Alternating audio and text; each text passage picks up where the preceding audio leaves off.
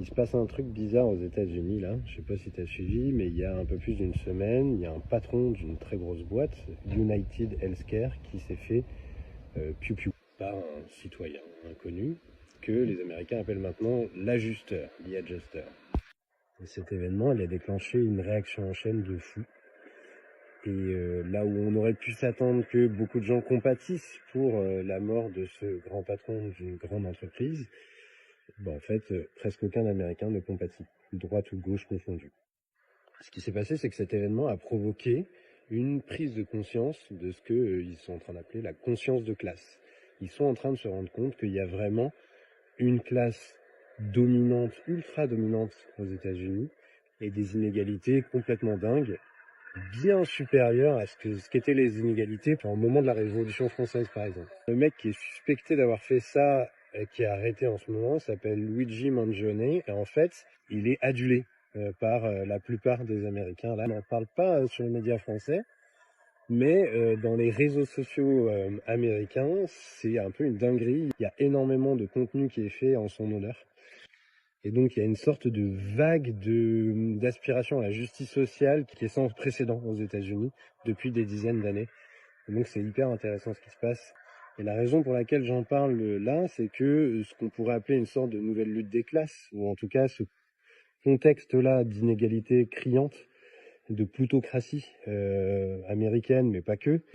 joue beaucoup sur les enjeux climatiques et écologiques de manière générale aussi. Parce qu'en fait, la cupidité qui amène à accumuler encore plus, elle est rentrée dans un mode no limite depuis quelques temps qui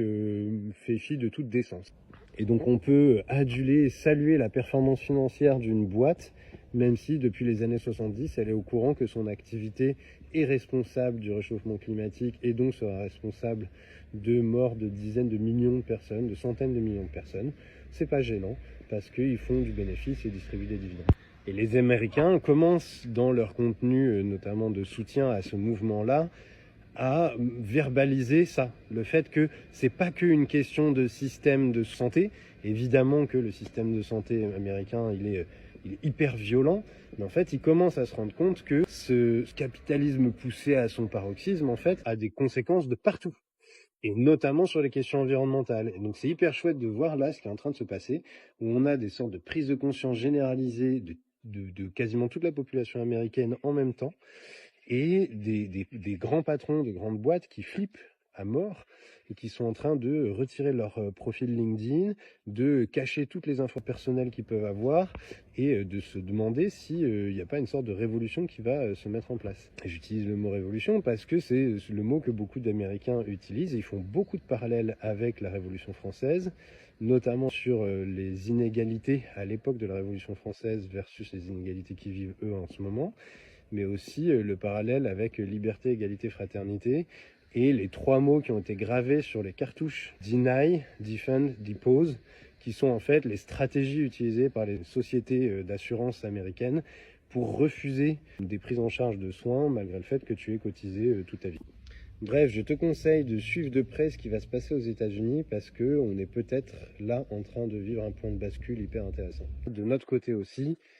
il y a un sujet de prise de conscience aussi de l'indécence de ce que font les milliardaires en France, et peut-être pas que en France, mais en tout cas pour ce qui nous concerne nous, il y a aussi des conséquences sur l'écologie évidemment,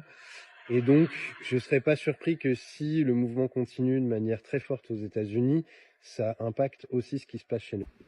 et donc nos milliardaires. Milliardaires français qui en 7 ans ont doublé leur fortune alors que les inégalités ont fait que augmenter, et que les perspectives environnementales pour la France sont de plus en plus catastrophiques. Donc si même au pays du rêve américain qui adule le capitalisme, on commence à tous se dire « Ah ouais, ça va trop loin là », peut-être qu'on n'est pas loin de se le dire aussi chez nous.